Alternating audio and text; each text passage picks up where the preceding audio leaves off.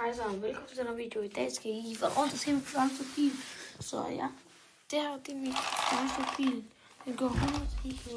Jeg har lige ændret spot, så jeg klipper lige til noget. Så se. Sådan.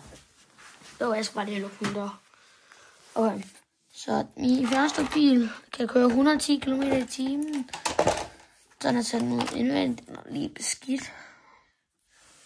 Hold da op, der var egentlig meget græs inde i den.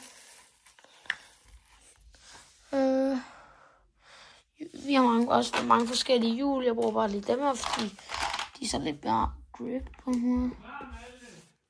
Der er det batteriet. Det er meget stort.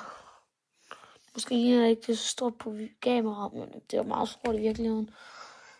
Og så har vi lægspoiler. Prøv lige at tage det her på igen. Ja, nu kan jeg så ikke lige finde ud af at tage det her på. Sådan der. Så ja, det her det er egentlig min første bil. Så håber I nød den video. Håber I husker at like og subscribe. Og hej hej.